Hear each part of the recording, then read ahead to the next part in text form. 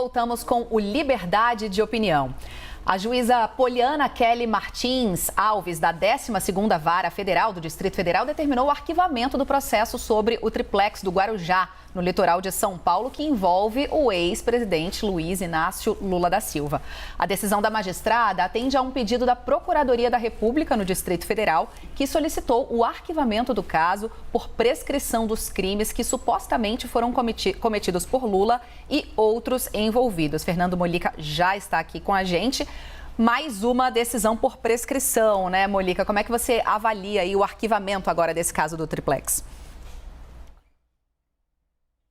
Bem, primeiro é preciso entender o que é prescrição. Prescrição é que a legislação ela dá um prazo para que o Estado brasileiro, polícia, Ministério Público, né, no caso até a Justiça, dá um prazo para que todas essas instituições processem e provem que determinada pessoa é culpada por um crime. Né? Tem um tempo, porque isso não vai ficar eternamente na vida da pessoa convivendo, a pessoa não vai conviver eternamente, o tempo todo de vida, convivendo com uma acusação. E o Estado é muito poderoso, a polícia tem muitos instrumentos, o Ministério Público tem muitos instrumentos, enfim, diz, olha, vocês têm um prazo para dizer se aquela pessoa é culpada ou inocente. Se vocês não conseguirem provar isso, apesar de todo esse poder, o caso vai ser arquivado. Então, esse é o princípio da prescrição, que no caso de pessoas com mais de 70 anos, que é o caso do ex-presidente Lula, esse prazo de prescrição é reduzido pela metade.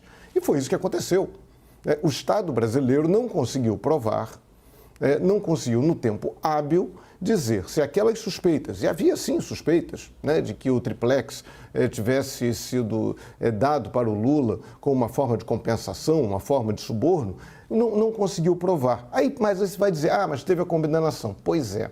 Essa é a grande questão. Tem uma hora, a Lava Jato, muita gente falava isso durante a Lava Jato, que ela corria o risco de muitas de suas condenações serem anuladas por forçadas de barra, pedaladas judiciais. Foi o que aconteceu, porque ali o tiro acabou saindo pela culatra. O que houve ali no caso do triplex? Repito, havia suspeitas de que pudesse ter havido ali um favorecimento ao Lula naquele apartamento, naquele triplex? Havia sim, havia suspeitas que mereceriam uma apuração. Só que não havia no processo nada que indicasse que o Lula teria recebido aquele apartamento por conta de uma vantagem específica concedida à OAS no caso da Petrobras. Um eventual contrato da Petrobras, um favorecimento da OAS e por conta daquele específico favorecimento na Petrobras, o Lula teria recebido o apartamento. Isso não há no processo. Então esse processo jamais poderia ter ido para a 13ª Vara Federal de Curitiba, que analisava casos de corrupção na Petrobras.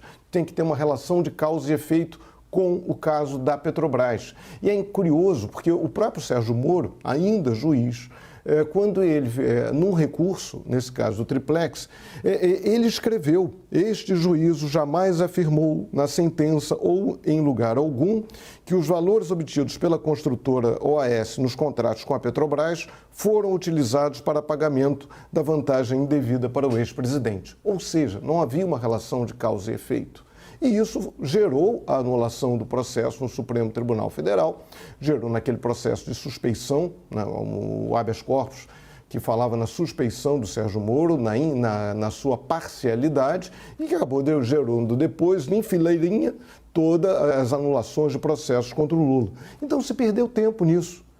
Se em vez desse processo ir para a 13ª Vara Federal de Curitiba, para onde não deveria ter ido, se ele tivesse seguido um curso normal, até porque um apartamento no Guarujá, em São Paulo, isso poderia ter sido apurado, deveria ter sido essa apuração feita em São Paulo, talvez o resultado fosse outro, não sei. Até porque o Lula não tem a escritura daquele apartamento.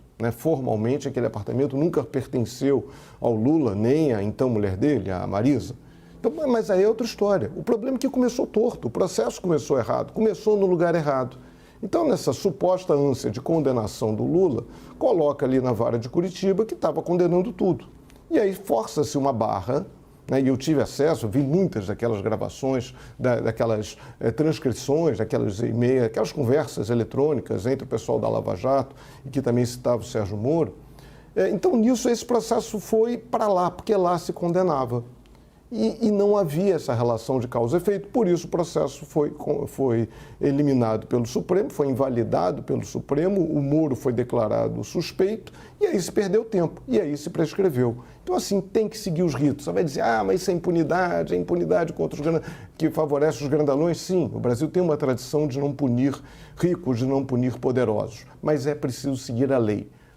E a lei não existe, é a lei que, nesse caso, beneficiou o ex-presidente, é a lei que pode beneficiar qualquer pessoa. Qualquer cidadão pode ser vítima de um poder excessivo do Estado. Então, a lei existe para isso, para proteger cada cidadão de uma eventual perseguição, de uma eventual forçada de barra do Estado.